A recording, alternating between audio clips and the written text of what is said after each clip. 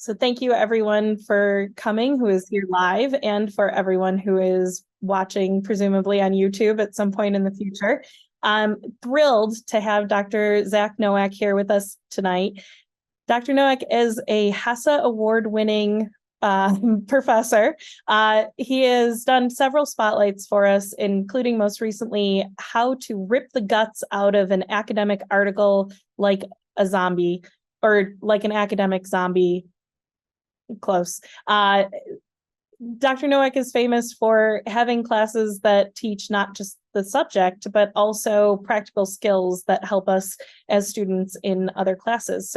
So grateful for you to be here today, and I will let you take it from here.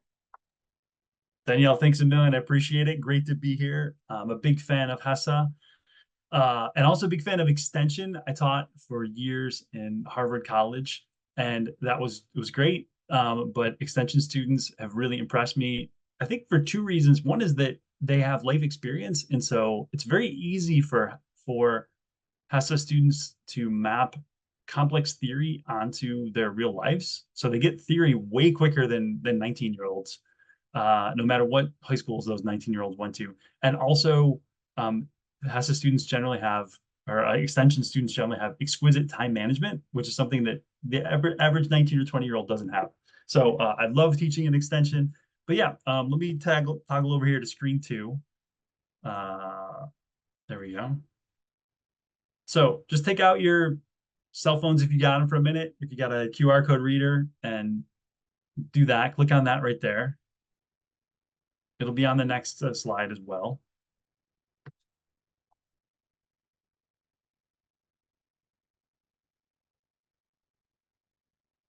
So the question is this. Sorry, I'll give you the QR code again there. This is the question. How has DCE always been on the cutting edge at Harvard? How has the Division of Continuing Education, which includes extension, obviously, but also summer school, how has DCE always been on the cutting edge? And if you don't know, that's okay. I want to talk about that tonight, but I just thought I might get some responses here. I think there's at least one person on this call who knows. Yeah, classes on the radio. Harvard College was like still doing the medieval thing where some person stands in front of a room and talks. And extension was doing freaking radio and VHS and internet, teaching lessons to military members and submarines. Awesome. First women at Harvard, first women students at Harvard. There are definitely women at Harvard since its very beginning, since the very first year, 1638, not 1636. Yeah, awesome. Okay, those are good responses right off the bat. Cool. And I'm going to run this tonight sort of like I run my class. I usually do a quiz right at the very beginning. Doesn't count for anything. It just sort of gets warmed up. Ooh, teaching lessons to the public that filled the yard for the equivalent cost of 2 bushels of wheat. Oh, there's some cool knowledge about extension history. 2 bushels of wheat. Yeah, extension was all about teaching everybody, not just wealthy people who could afford to like come and be in person for 4 years in a row.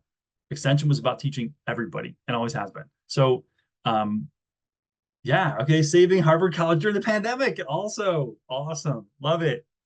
Cool. Okay, that's a good start. So this is one of the things I want to talk about tonight. This is part of my class.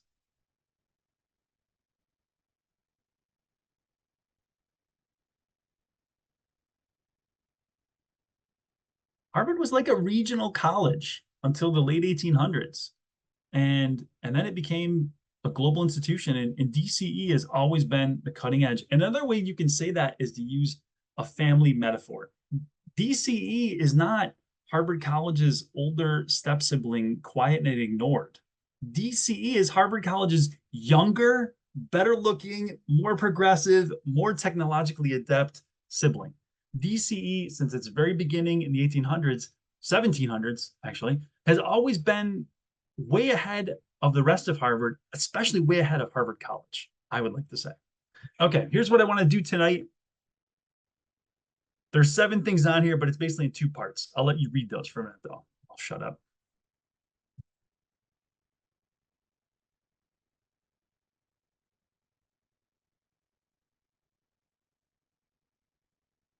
So I want to teach you a skill that's super, super useful, and it's actually impossible to get a PhD without this skill. and it's super useful if you're an undergrad or a graduate student. And that's how to read an academic book in 4 hours and read it well.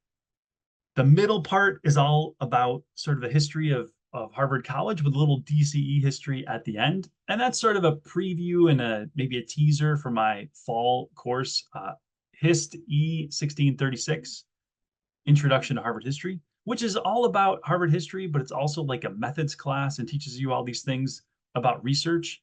You'll write a research paper and you'll write it piece by piece by piece, and I'll help you do that. And also there's really cool oral history projects. You can become part of Harvard's history. I'll talk about that at the end. And then the very last thing is some shameless plugs for my courses, even more. But first, let's do this sort of boring but useful part, which is how to read an academic book in 4 hours. This very much parallels my other shtick, which is how to read a journal article in 20 minutes and read it well. That's something else, but they're very similar processes. And the fundamental idea is this. Academics are like zombies. Maybe for some of you, that's like a really obvious analogy. Academics are very slow moving. They move in herds. And man, do academics love big brains. And that doesn't get old, does it, Danielle? Come on. And the thing is, the reason why this is relevant for us is this. I don't know. Actually, let me just unmute just for a second here, or stop my share. Does anybody like zombie movies? If you do and you feel comfortable, turn on your video and just unmute and just tell me you like zombie movies. I hope I'm not the only one. Anybody zombie aficionado? Okay, it's just me. That's cool. That's all right. So let's go back over. Yeah, Resident Evil. All right. My husband is raising his hand. Wait, Danielle, can you have him come in for a minute? Can you have him come in for a minute? Okay, Kim, are you a zombie movie aficionado? Hello from your kitchen.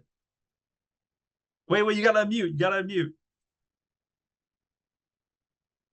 I love zombie movie. I love, residential evils. I like, like Chinese zombies movie, all Okay, sort of Kim, zombies. but you've watched zombie movies, like this, the plot is always the same, right? Yeah, there's always someone, like it's kind of like Joseph Campbell's, there's always, like you started, in a very common place, and then suddenly something happens, and Oh, we lost Kim there. Okay. But yes, thank you, Kim, for that. Like all zombie movies are the same. They're all identical in structure. You have this beginning, everything's cool, all hell breaks loose, people retreat somewhere, and then think this or that happens. But basically at the end, either all the zombies win or all the humans win. That's it. So the script is always the same, and that's the same thing with academic articles and books. The way that they're structured is always the same.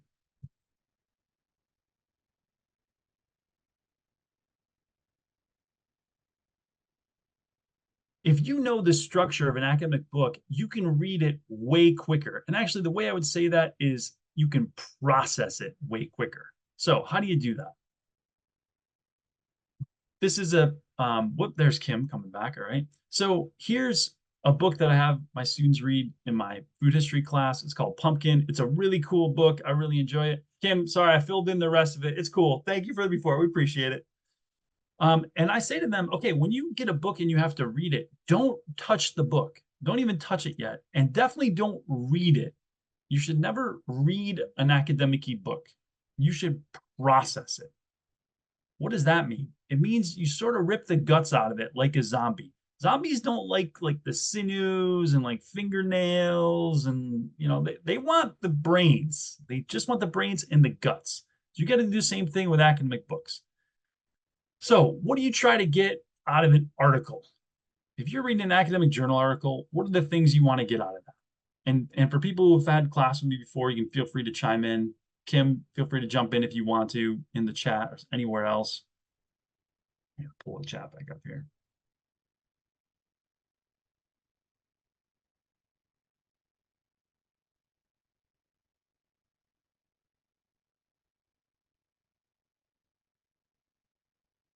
If you're reading an academic journal article, yeah, abstract, the thesis, right, executive summary, Ruben, perfect. You want the absolute essentials, not all the details from page 17.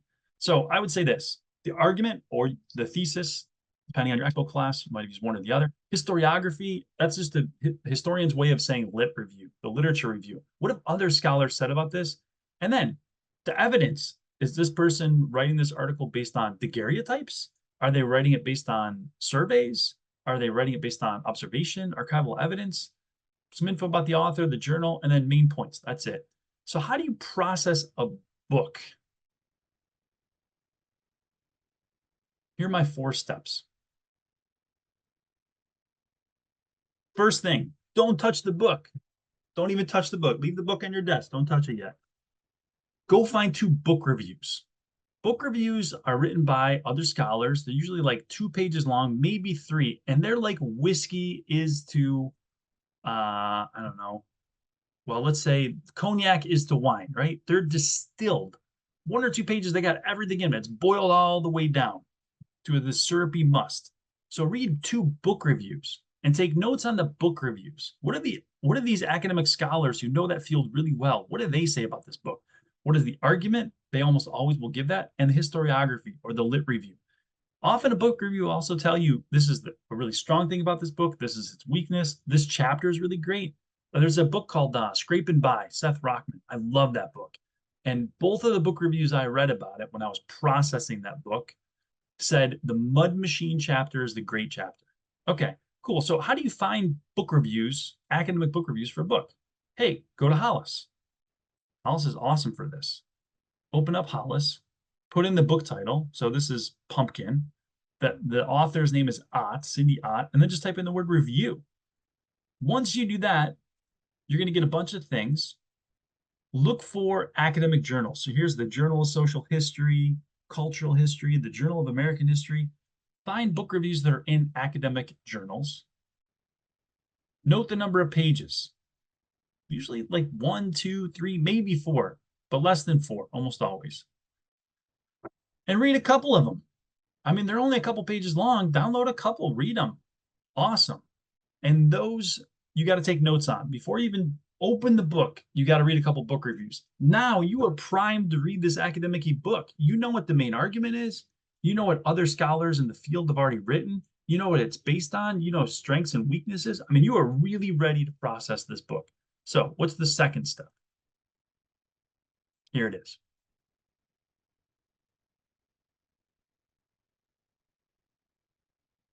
I'm embarrassed to tell everybody in this call, I never read an introduction ever in college, ever. That was like the stupid chapter to skip to get right into the material. That was dumb, but I didn't know any better. So the introduction is like the abstract in an academic article. It is just got all this good stuff in it. This is where the author's saying, hey, here's the overview of this whole book. And you got to stop and really read the introduction well. If you read nothing else well, you got to read the introduction and you got to take notes on it. The author almost always at the end of the introduction will say, okay, in chapter 1, I do this. In chapter 2, I do this. In chapter 3, I do this. Take notes on that stuff. Take really good notes. So you are now about 45 minutes, maybe an hour into the 4 hours. You haven't gotten beyond the introduction. I'm telling you right now, you know that book better than everybody else in your class who's on chapter 3 right now, because you've taken time to read some book reviews, take notes on them, and then the introduction really well. That's important. Okay, third step. Here it is.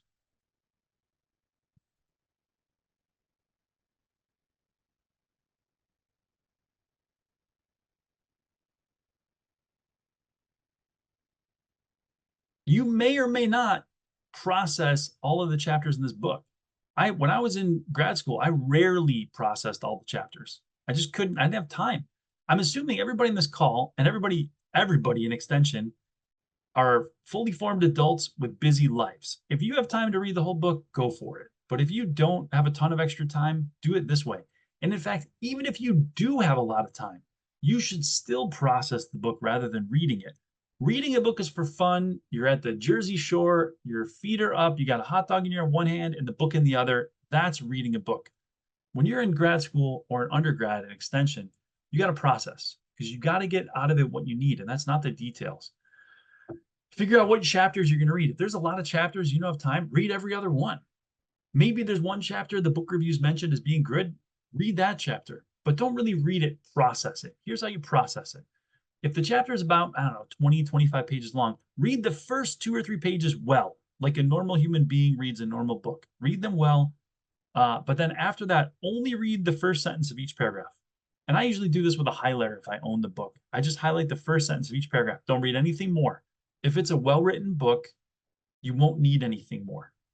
When you get done, write 2 to 4 bullet points on that chapter. That's it. That's it. No more than that. No more than that. You should not have any more than 2, maybe 2.5 pages of notes on any book. No more than that.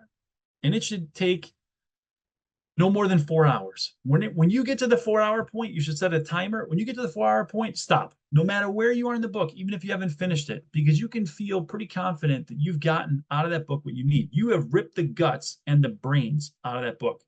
Last step in this processing a book. I hope everyone on this call uses Zotero. If you take any of my classes, you have to use it. It's obligatory. I teach you how to use it. I do a lot of stuff with it. We have the research librarians that support it. It's a great way to keep track of all your stuff and to put in picture-perfect footnotes and parenthetical references. But when you do all this work, put this stuff in Zotero so you got it later with your notes. Okay, so here again, how to process a book. Here's the whole thing.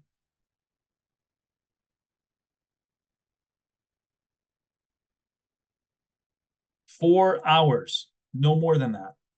Start with book reviews. Take notes on them. Read the book's introduction really well. Take notes on it. After that, first 2 or 3 pages of the chapter, and then just the first sentence of each paragraph. That's it. And then put everything in Zotero. Here are the advantages and disadvantages of processing versus reading a book.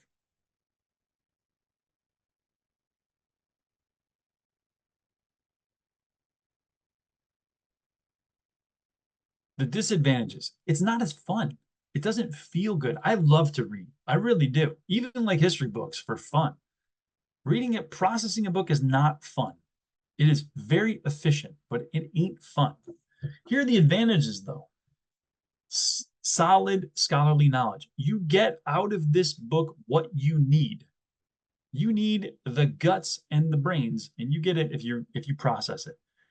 If you come to class, you're going to have great comments because this is the kind of stuff that your professors want to hear. They don't really care what's in the middle of the paragraph on page 132. Don't really care. They want to hear this stuff. It takes you a lot less time.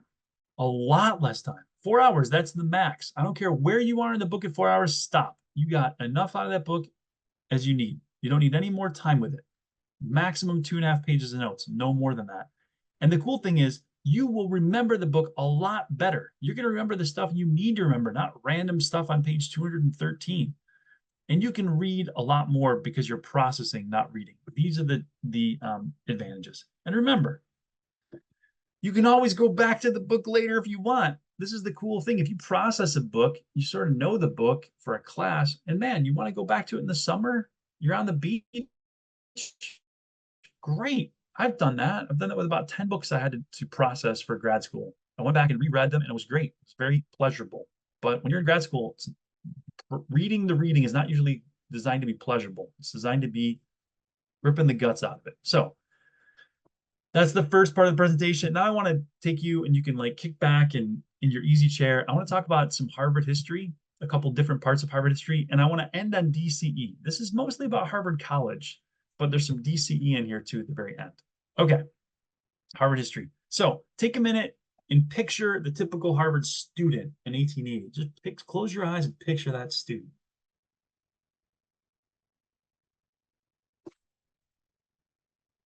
Yeah. You're probably picturing these guys, right? And these were definitely important people and self-important people. Actually, is the front row in the middle is Teddy Roosevelt. I taught a course on Harvard history starting in fall 2019, and I'm going to teach it again this fall. And I was so dissatisfied with what had been written, I decided to write my own history of the college. And tonight, I'm going to give you some of the stuff I discovered in both the research for that book and the writing. And I didn't set out, I don't think, to write a revisionist history, but what I found in my research in the Harvard archives is that there were a lot of people that made Harvard what it is today. And they might not always have been students, but they've always been part of the institution. These are the men who were servers at Memorial Hall, the old undergraduate dining hall. Some of you mentioned Harvard being the first, or DCE being the first place with women. It was the first place where women were students, but women have been part of Harvard since the very beginning, since 1638. And they worked as data entry clerks at the observatory in the late 1800s and quite literally like invented modern astronomy. It's a great story. I can tell another time. These were Radcliffe College students who challenged gender roles and fought for coeducation and also saved Harvard College's butt in 1943 during the Second World War. Native people have always been at Harvard. Pretty much like no matter who you are or what you look like, there have always been people like you at Harvard. Always. Anyway, that's the preface. Now we'll just talk a little bit about random stuff. Let's start with admissions.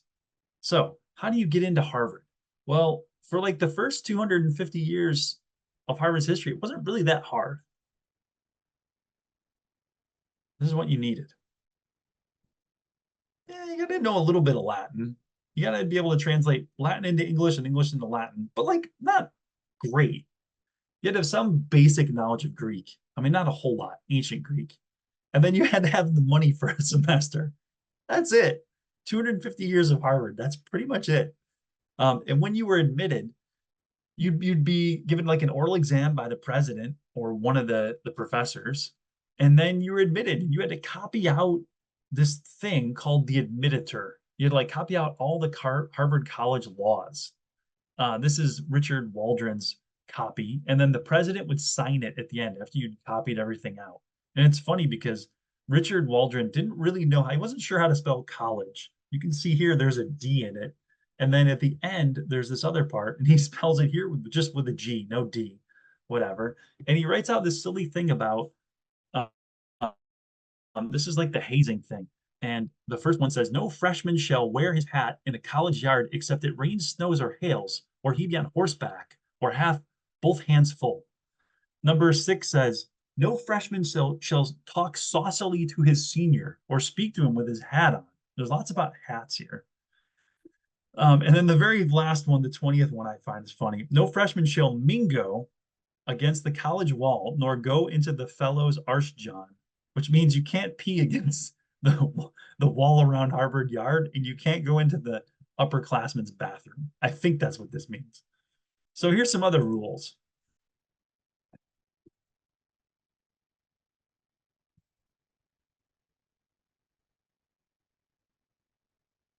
No smoking, no drinking, no beer, no wine, no hard liquor. And did Harvard College students obey this? Well, here's the rule. Well, when we dig in Harvard Yard, as happens every 2 years, we find a ton of pipes, like a whole bunch of pipes. And so it's clear that Harvard College students were smoking all the time. They were constantly smoking. They were breaking this rule all the time. And guess what? In those same excavations, we find lots of beer tankards, a whole bunch. In fact, there's also glass from like whiskey bottles. There's more glass in Harvard Yard than in colonial tavern sites. Like there was lots of drinking. So here's another rule.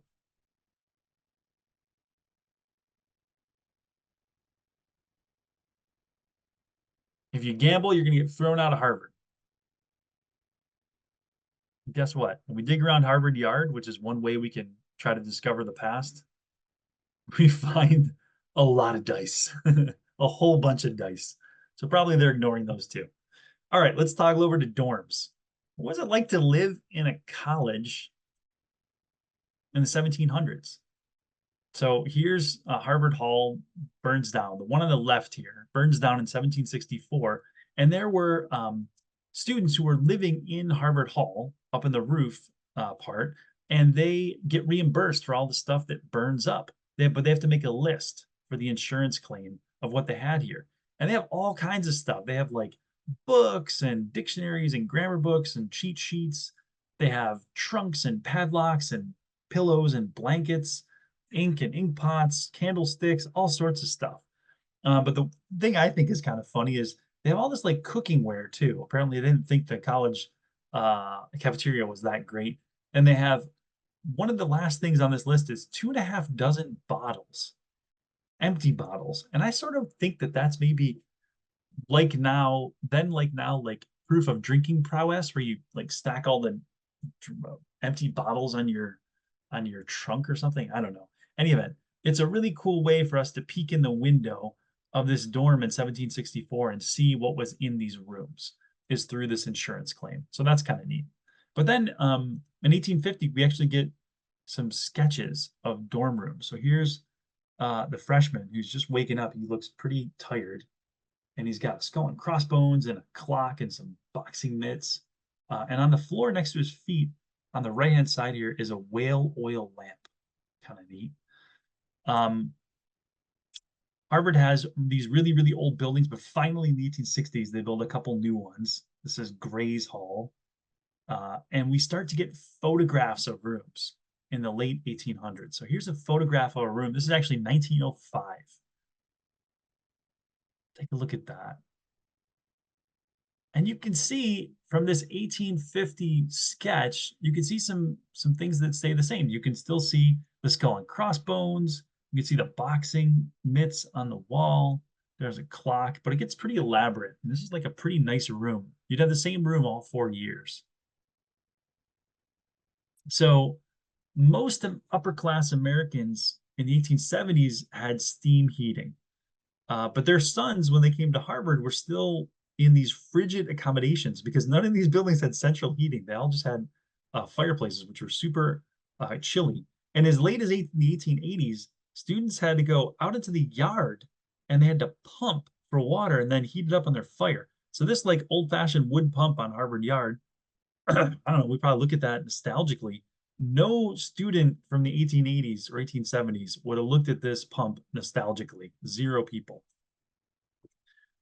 Harvard had a really hard time accommodating all of its students that came in the first couple of decades of the 20th century. And so these private boarding houses pop up, and they were just awesome. They were for the wealthier set, and they had swimming pools and these amazing stairs. This is now Adam's house. These dorms here are now part of Harvard's housing for undergraduates. Really, really cool stuff. This is another thing that Harvard does. I think if you look at this for a minute, you can see that down here are all these river dorms, right? Those brick ones along Memorial Drive. But this was in a part of Cambridge. You look on this insurance map from 1903, all of this stuff here, all these yellow buildings are all wooden buildings. This is Harvard's like working class, or sorry, one of Cambridge's working class neighborhoods called Riverside.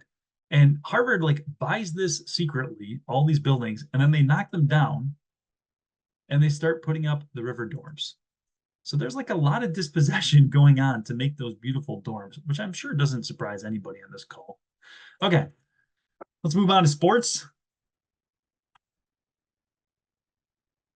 Here's the first football game.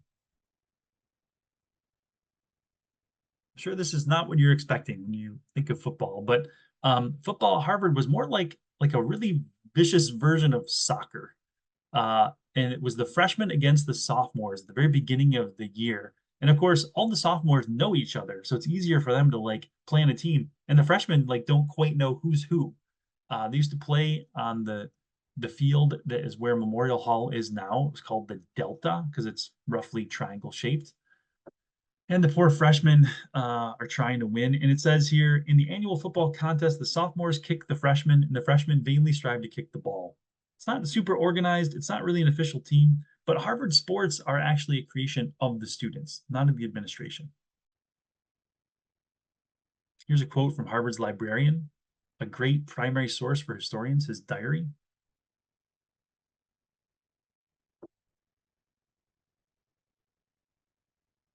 In the 1840s, the first organized sport really at Harvard is rowing.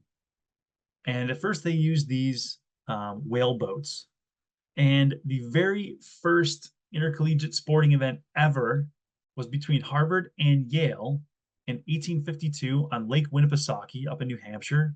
And it was organized by a railroad. And it was the Harvard boating team, the club team, against the Yale club team, August 3rd, 1852. And I won't tell you the whole story, but what's odd is the Yale team was dressed in white and red, and the Harvard team was dressed in white and blue because the crimson was not yet in vogue. Harvard only had one boat, Yale had three. And ultimately, after winning the initial heat, Harvard won the initial heat, and then Harvard won. The very first intercollegiate sporting event was a crew race, and Harvard won, which I think is cool. Okay. We're at the end of this brief introduction to Harvard history. I want to talk about commencement, which is an odd word for the end, right? Commencement is the end of your career in undergraduate. So graduates in the 17th and 18th century received their degree at commencement in the sense that they were awarded a degree, but they didn't get a diploma. We usually think of those things as the same thing. You get a degree, you get a diploma. Not so in the 17th and 18th century. The graduate would come to the front. The president would hand the graduate a book of arts, but that book was from the library and was immediately returned right after the ceremony. There was no physical proof that you had a degree from Harvard at all, because Harvard was, at least for its first 2 centuries, a regional college. Its graduates were in a social network made up of people who could easily confirm if the person in front of them had gone to Harvard. And barring that, they could look in what was called the Triennial Catalog. And that was a list of Harvard graduates that was published every 3 years, starting in 1676. And if you'd completed the degree requirements, you only had to do one other thing to get listed in the catalog, and that was pay the commencement fee. That was £3, which was the equivalent of like a whole year's study. So it was expensive to graduate. Then, like now, Harvard gets every little bit, right? They were desperate for revenue, and so they wanted to get a little bit more. So one huge difference between the commencements in the 1800s and the commencements and into the 1900s and the commencements now is that it was a huge party over on the Cambridge Common across the street. There was a huge party. Remember, Harvard was a public school until at least the 1820s. It was supported by the Massachusetts Bay Colony and then the Commonwealth of Massachusetts. There was a huge party over on the Common, and it was like people from all over Massachusetts, and there was gambling, there were games, and there were often animals and people that were boozing it up too. And the cool thing is, one of the animals one time was an elephant. This elephant right here. So I'm gonna find the part. Yeah, it was an elephant named Old Bet who came to commencement in 1797. The broadside, this right here that advertised the pachyderm, said that the fee to see her was 25 cents for adults or $0.0025 for children. It was lucky that this was still 2 decades before every graduate received a degree at commencement. Quote, as the elephant having destroyed many papers of consequence, it is recommended to visitors not to come near him with such papers, which I find is very funny. When you graduate from Harvard and you go to the commencement ceremony, I think it's cool because I think it first is the Graduate School of Arts and Sciences graduates first, gets their degrees first, but extension is second. I'm pretty sure about that. And in any event, this guy is the sheriff of Middlesex is going to bang his staff, and everybody laughs, and it's kind of funny. He yells. But the reason this guy is there is because he had to keep order. When commencement was like this big country fair and there's all these drunk people across the street, the sheriff of Middlesex had to be there to keep order at commencement and make sure none of the people from across the street came in and disturbed the elites having their commencement fun. Okay. So let's talk about DCE, a little history of DCE. Remember, extension isn't some stepchild in the Harvard family. Extension is Harvard College's way more progressive, more technologically savvy, more egalitarian, younger sibling. Extension is awesome. Here's this dude, which John Lowell Jr. He goes to Harvard in 1813. He was 14 years old. That's pretty typical. Harvard is more like a prep school / reformatory school in the early 1800s, not really a college. Lots of the kids were young when they went in. In any event, he was only there for 2 years. He's sick. He's working in the family business and he makes a ton of money. But when he's in his 40s, he falls ill. And so he leaves this huge fortune, millions and millions and millions of dollars to support public lectures. And this is like the core of extension at the beginning. And later, you have Harvard launching a summer school with this guy, Asa Gray. He was a professor of natural history, the guy right in the middle with the long white beard. Really cool stuff because they allowed women. And they were shocked because so many of the people who attended these lectures on natural science subjects were women. And this really surprised the Harvard administration. They couldn't believe, like, why would women want to learn about science? Extension builds on this summer school experience, and they offer courses. You can see here they got horticulture, Italian, astronomy, public speaking. They have public lectures, which some of you mentioned before. It wasn't just for students. There was also cool public lectures on medical subjects and food conservation. And they also had excursions, Lexington and Concord, Bunker Hill, Plymouth, which I think is neat. And note, it's open to both men and women. And this was the case from the very beginning in 1870. Some of you mentioned extension was technologically more advanced, and that's 100% true.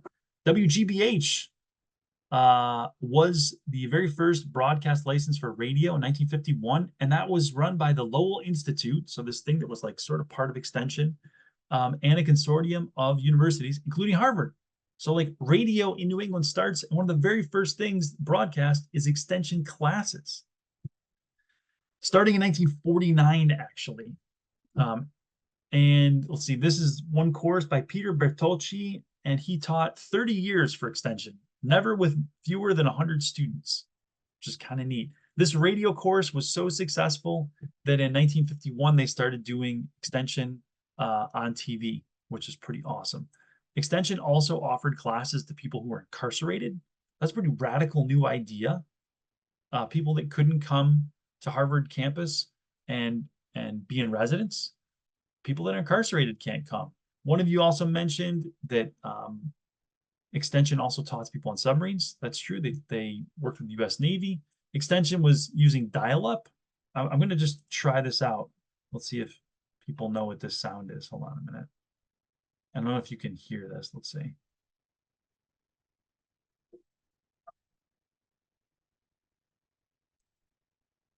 Kim, can you hear it? No? Okay. Dang it. Hold on a minute. Sorry. This is worth it to stop and share just for a second. Let me toggle over there.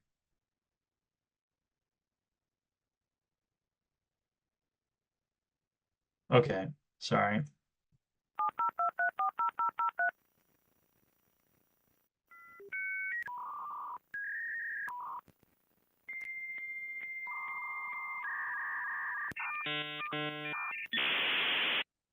Man, I love it. I'm sure some of the people on this call know what that is.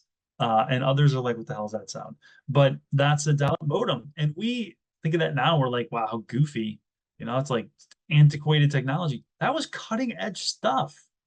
Harvard was using cutting edge technology. Sorry, not Harvard, Extension was.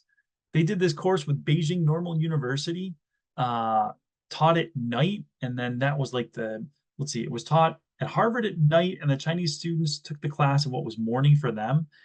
This is a really cool technology. They're using VHS, which is awesome. For high school students, they're doing calculus. They start using iTunes in 2005.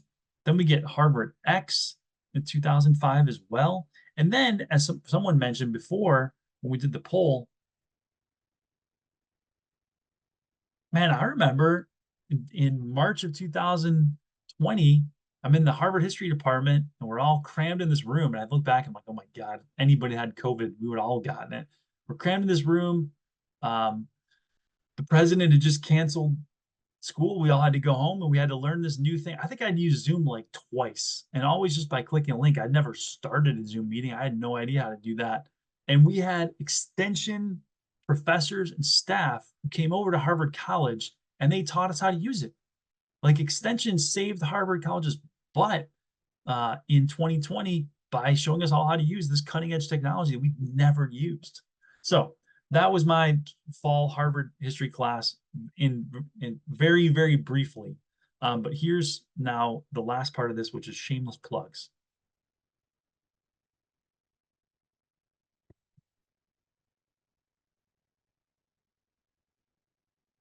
If you take my fall class, HIST E-1636, which of course is a reference to the date that Harvard was founded, if you take that class, you're going to learn a bunch about Harvard history, sure, but also more of these Jedi techniques. And what I mean by that is like, how do you read an article in 20 minutes? How do you write a research paper? How do you structure a paragraph? I know that sounds really basic, but it's not. It took me a long time to learn how to write a good paragraph. It's a skill. And of course, like all of my classes, there will be frequent digs on cats. I can't stand cats. Dogs are just the best. So we'll make fun of cats a lot, or at least I'll make fun of cats a lot. And then one cool part of this class, I mean, I think the whole class is cool, but one really cool part is an oral history project. Anyone who takes the class is going to get paired up with an extension alum because there aren't many extension student voices in the Harvard University archives. There's lots of Harvard College voices. There aren't a lot of extension voices. What would it like to be a student in extension? If you do this class, you're going to spend some time doing oral history, and then you're going to transcribe it, and that's going to go in the Harvard archives, and your name is going to be on it. You're a co-author of that oral history. It's a really cool thing. Students have really enjoyed it in the past, and that stuff is going to get cited in the future. The current dean, Dean Coleman took this class 3 years ago and is really interested in writing a book about extension history, the more recent history, that talks about student voices and student experiences. So that's the class for the fall. And if you're looking for a J-term class that makes fun of cats, you have found it. I make fun of cats all the time in my J-term class. It's E90. It's Urban Ag. I thought, sorry, it's not HIST, it's ENVR. Sorry, ENVR E190. Same sort of thing, Jedi techniques, how to use HOLIS, how to read a journal article in 20 minutes, how to organize a lit review, and of course, making fun of cats. Okay, cool. I'm going to be quiet now. I'm sorry if there's been, let's see, if there been, oh yeah, Amina, thank you. Oral History Project, very cool. So I don't know, Danielle, if you want to open it up to possible questions, if there are any. I'm happy to, or if people want to tell mean jokes about cats. I Also actually very cool. I have a question before we open it up to the wider group. You mentioned that they used to confer a book from the library and then they had to give it right back. What was why? They knew that, I mean, even then, they didn't give you a diploma, but they knew they had to give you like, there had to be like some physical thing that like signified that you had done this degree. And so they literally like give you a book and say, this is your book of arts. But then you had to give it back right after the ceremony. That's amazing. Yeah, if anyone else has any other questions, please feel free, raise your hand, either IRL or using Zoom. Questions or jokes? Or jokes, sorry, yes. Theory. Make that clear.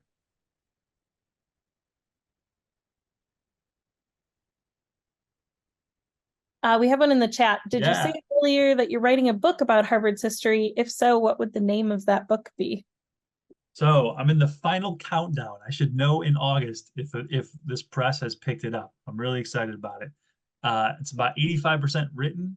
It's called right now the title is A Student's History of Harvard College, and the subtitle is going to be something like, I don't know, the secret history of the world's most important institution or something like that. I probably won't be able to pick the subtitle, but it's on a lot of this stuff like early college history. What was it like to live in a dorm? How Harvard College how the administration used dorms to do social engineering. Some good stuff, but also some really crappy stuff. All about food and drink at college, which is a really cool topic that has really not been talked about much by historians.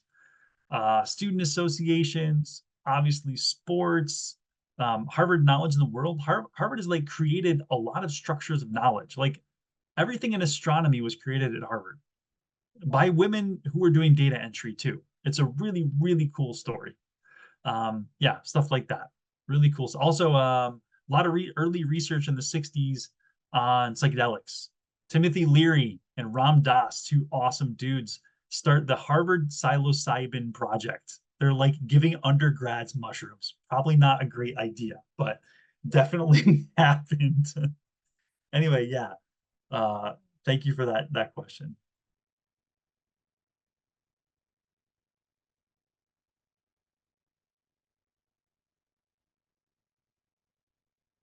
Another one in the chat. Where do you think the extension school is going next in the next 10 years or 100 years in terms of innovation? Do you anticipate more extension voices will be amplified at Harvard in the future? Amina, I can tell you that the study of the past leads me to say that historians suck at predicting the future. We're not even that good at the past, but the future is definitely beyond our ken. But I don't know. I think AI is going to have something to do with this. I think there's a lot of stuff about knowledge that is just the same. You got to learn some stuff and then you got to apply it. There's just no way around that unless they're going to figure out some cool technique to just like insert knowledge in your brain. But yeah, that the way humans acquire knowledge and learn how to do things is pretty stable. As far as extension voices, man, I hope so. It is really, really hard. So there's a good book about extension called Open Gates, or Gates Unbarred, Gates Unbarred. And it's cool, but it's really an administrative history. It's all about like the deans and the professors and how they organize it. And that's an interesting story. But for me as a historian, I'm way more interested in like, what was it like to be an extension student in the 1970s? Or like the 90s when you're using like VHS tapes? What was it like? Who were extension students back then? That to me is a way more interesting story. And the only way that story can be told is if we get extension students' voices into the archives, which is why I'm really excited about this part of my class, like getting these things in and putting them in the archives, which Kim did actually, right? Kim, you did that. That was last fall. Yeah, awesome. Awesome. Any other questions or digs on cats?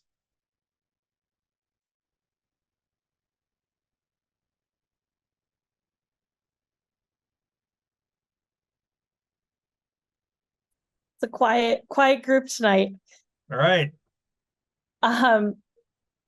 Well, I have to say thank you, Dr. Nowak, so much for taking the time. We always love having you and really appreciate you you giving us an hour of your time because this was great.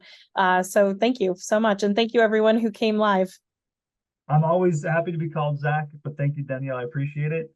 And thanks for the invitation. And go HESA. Love it. Have a Oh, wait, can I paste in? So I just gotta paste in the oh yeah, for G-Docs sure. here. And I'll include those in the link to in the YouTube description when I upload the video as well. Awesome. Cool. Good to see everyone again. Amina, Danielle, and Kim a second time. See y'all later. Take it easy. A Zeppelin evening. I always Thank do. you.